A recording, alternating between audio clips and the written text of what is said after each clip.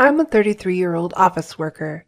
My husband, Tony, is 5 years older, and we've been married for 7 years.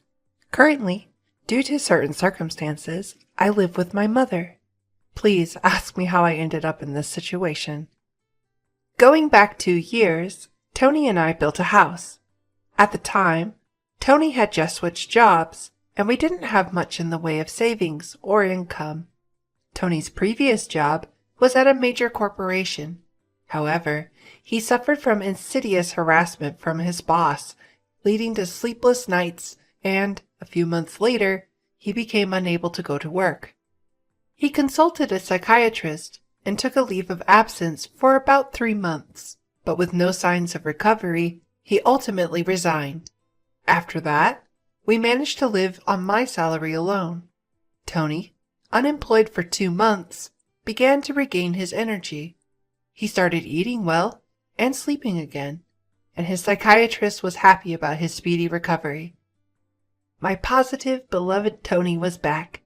From there, he vigorously searched for a job.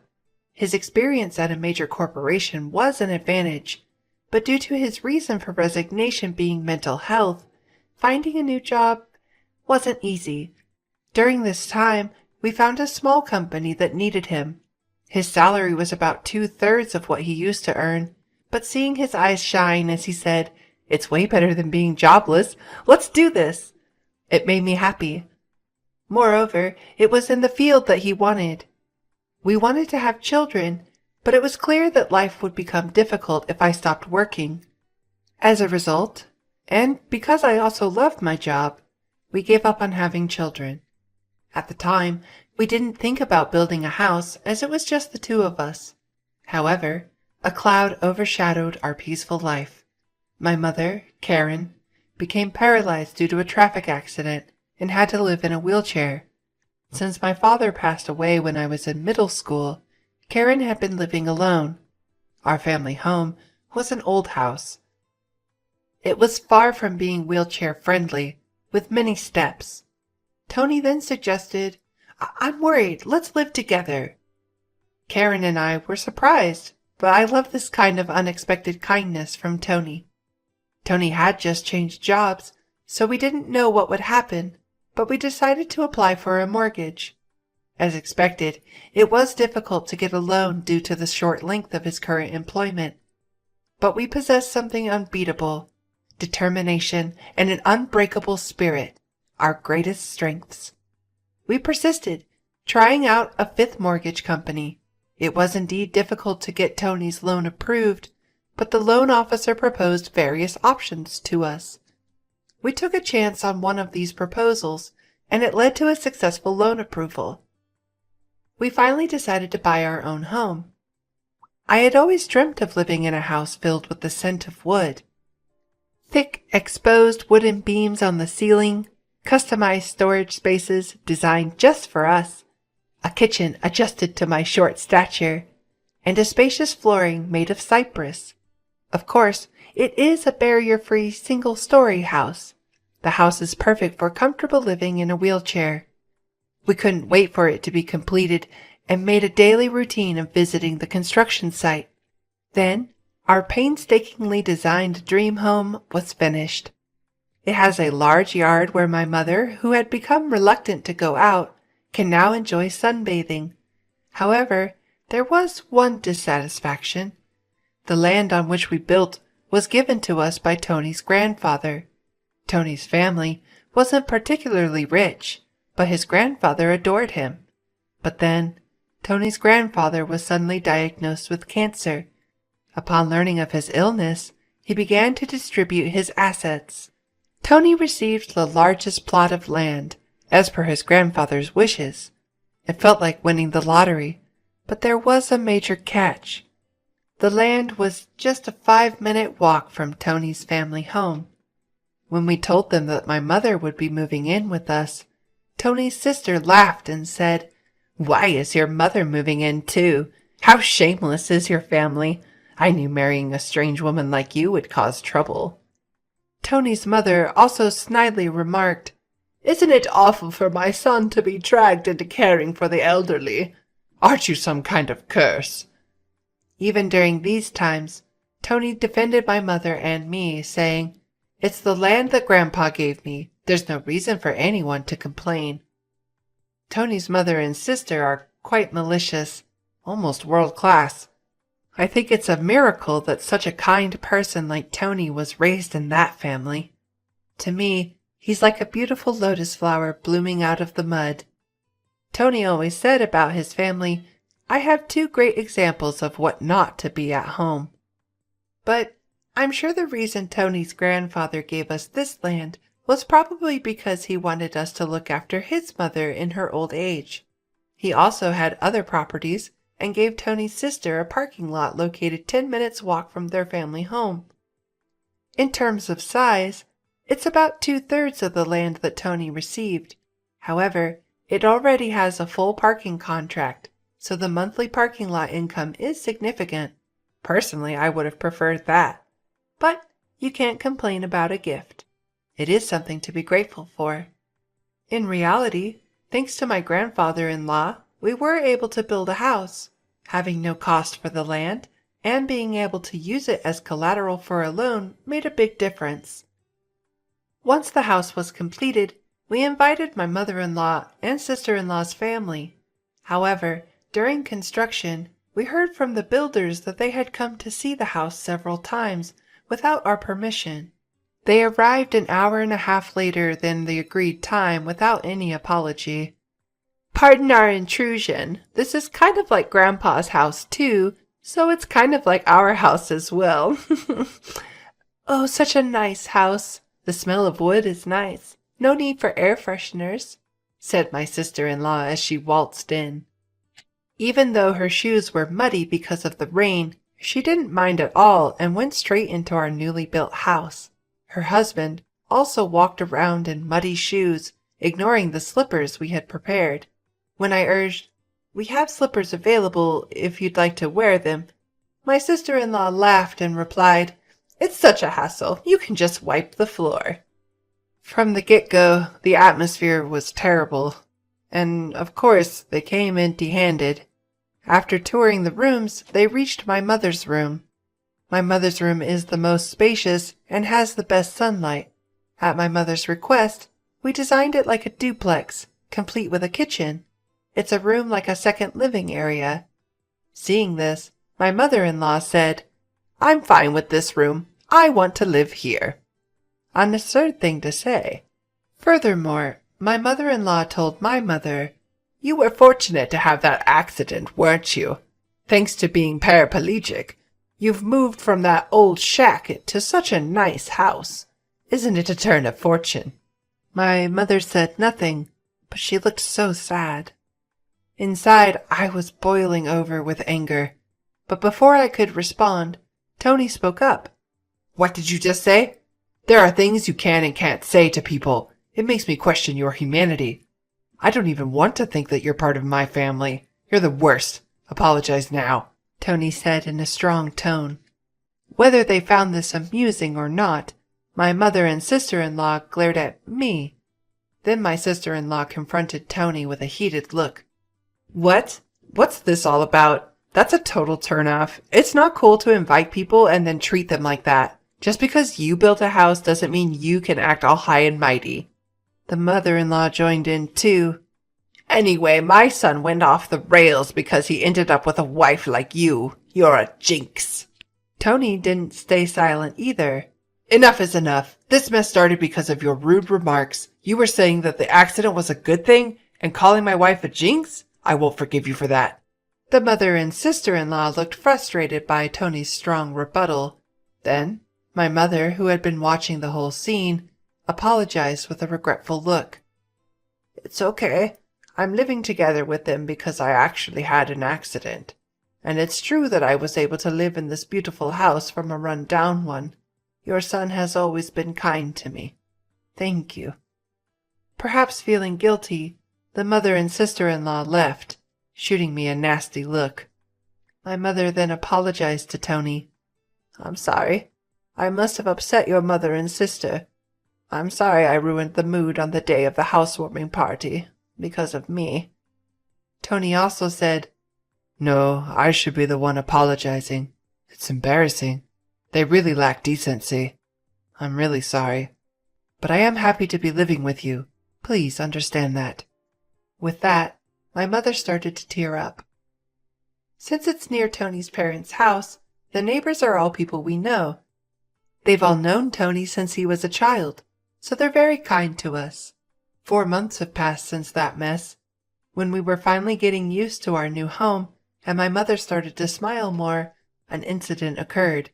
I received a call from home while I was at work. We rarely get calls from home, so it startled me. My bad feeling came true. My mother, unable to hide her agitation, called me. "It's awful. Tony collapsed at work." I, too, was agitated by this serious tone. I immediately consulted with my boss and headed to the hospital. On the way, I tried to remain calm by unconsciously imagining positive scenarios like, when I get to the hospital, he'll be all right, and joking around to keep me in good spirits. But when I arrived at the hospital, I couldn't believe my eyes. My husband, who was supposed to have gone to work cheerfully after eating breakfast as usual, we were supposed to have a movie date this weekend. But now, what I see is him, with countless tubes connected to his body. I was completely lost. The doctor said he's in a very dangerous condition. Even if he survives, we don't know if he will regain consciousness. I felt as if I was in a movie. I couldn't even cry. I prayed fervently, yet my prayers went unanswered. My husband, Tony, passed away just like that. In my state of shock, my mother and sister-in-law showed up as expected. When they heard Tony had passed away, my sister-in-law aggressively asked, "Did you poison him or something? Were you after his life insurance money?" Following suit, my mother-in-law cornered me too. "Bad things always happen when you're around, just like your mother. You really are a jinx." I was so sad I couldn't speak. Just then, my mother arrived in a caregiver's taxi. She was crying at the circumstances of Tony's death. Seeing my mother in tears, I was finally able to cry as well. As the two of us sobbed loudly, my mother-in-law said, "Oh, stop it! Can't you quit the fake crying? My son changed after meeting you two. Now that my son is gone, I don't want to see your faces ever again. Don't appear before us again." And then she left the hospital. From there, we had a funeral director come in and arrange the schedule for the funeral. We headed to the funeral home. Tony's cause of death was a subarachnoid hemorrhage. I can't believe it. He was fine until morning. When I informed my mother-in-law about the funeral schedule, she replied unexpectedly, "He's always sided with you two, so I won't attend the funeral. My daughter won't come either." Many people from Tony's company and his friends attended the viewing. However, neither my mother nor my sister-in-law and her husband were present. It's unbelievable, but maybe that's just the kind of people they were. Many people attended the funeral too, and I could tell that Tony was loved by many. There were many who shed tears for his untimely death. I was glad to spend the whole day with them who sincerely missed my husband. I had received an email from my mother-in-law after Tony's death, but its content was inappropriate, so I didn't reply. The email was asking about the amount of life insurance money. She kept emailing because I hadn't replied, and eventually said, "I have a right to receive it." I wasn't in a position to deal with it, so I ignored it. When we arrived at our house, I saw a light seeping out of the room. My mother, Karen, looked puzzled and said, "That's strange. I thought we turned off all the lights. Maybe I forgot to turn it off because I was too agitated." I replied, "That's all right. It's only natural to be upset given the situation," and unlocked the door to our house. Sure enough, we could hear the sound of a TV coming from inside. Definitely weird. My mom and I exchanged glances, then fearfully entered the room. There, sitting in the room, were my sister-in-law and her husband. "What are you doing?" I was so surprised that I couldn't even raise my voice. The living room was filled with unfamiliar furniture and boxes. We had absolutely no clue what was happening. My sister-in-law then said, "Why did you just barge in here?" "Well, it's your first time, so I'll let you off the hook. We're taking this house. We sold your stuff, so leave." My mother and I were utterly stunned. We had no idea what was going on. When I asked, "Where did our stuff and furniture go?" she nonchalantly replied, "We had a resale company come today and they took everything. You had some pretty good furniture. We got a good price for it. We bought this furniture with that money. Who wants furniture that a dead person used? It's bad luck, isn't it? I'm the type to care about such things. Your stuff is packed in these boxes. I don't know if you're minimalists or just poor, but it was a relief that you had so few things." The furniture was carefully chosen by my husband. I absolutely couldn't forgive them. My mom was also furious, her face turning beet red, but she was too shocked to reply. I immediately called the resale company. After explaining the situation, they agreed to treat the items as stolen and return them. Honestly, now that my husband is gone, I want nothing to do with his family. But I do feel a desire to stay in the house filled with memories of him. As I was struggling with these feelings, my mother said to me in a voice only I could hear, "What do you think Tony would say if you were here now? Maybe he'd say we should leave?" I'm sure that's true. Tony always used to say, "It's worth spending time with people who understand you. But there are also people who just won't get it. No matter how much you explain, it's a waste of time dealing with those low-level aliens." He was, in fact, talking about his mother and sister. I can see it clearly now. If we continue to live here, his family and relatives will keep interfering. I impulsively signed a lease on an accessible apartment. My mother was taken aback by my decisiveness. I asked the resale company to keep the furniture for a few days, and it was moved to the new apartment 3 days later. In exchange for moving out, I made the mother and sister-in-law promise to cut ties with us. And so, a new life began with just my mother and me in the apartment. It seems that Tony had so many life insurance policies, it was almost obsessive. Tony often joked, always with a smile, "When I die, you guys will be rich." True to his word, my husband left my mother and me enough money to be comfortable for the rest of our lives. He was unable to secure a mortgage when we bought the house, so, being an employee at a major corporation, I purchased the house under my name. I ensured that, even if something happened to Tony first, I certainly wasn't stupid enough to continue paying a mortgage for a house I wouldn't live in. Under the original contract, the house would be auctioned off if the mortgage wasn't paid for 3 months. In the hustle and bustle of life, 3 months passed in a flash. Then, I received a barrage of calls from my sister-in-law, Jessica, with astounding fury. My call history was filled with Jessica and my mother-in-law, Linda. "What the heck? This is seriously scary. It sounds like something out of a horror movie." I thought it was a little horror movie. Since they were being incredibly persistent, I picked up the phone only to find out they were furious that the house was being sold. Apparently, when they returned home, they were unable to get in, and there was a seizure notice. Jessica and her husband moved out of the apartment they had been living in since Tony passed away, and Jessica had also quit her job. I suggested they move back into their parents' house since they were panicking about suddenly being homeless. To my surprise, Linda had become so involved in gambling that she couldn't keep up and had sold her own house. It seems they had been living together for the past 2 months. From what I hear, they even sold their primary source of income, a parking lot in front of the train station, a long time ago. Now, Linda and Jessica's family are completely homeless. When Linda said, "I'm sorry for everything. Let's get along. Can you lend me some money, please?" I replied, "I think it's best if you stay away, since I'm a jinx. We're strangers now that we've severed ties." Linda fell silent after mumbling a weak, In my mind, I was laughing, thinking, who's the real bad luck charm here? Then, when I said, "I won't lend you a single cent," Jessica, who had been listening to the conversation next to Linda, shouted, "You devil! Bring us the money right now! I am a devil and bad luck, so I'm going to hang up now, I replied and ended the call.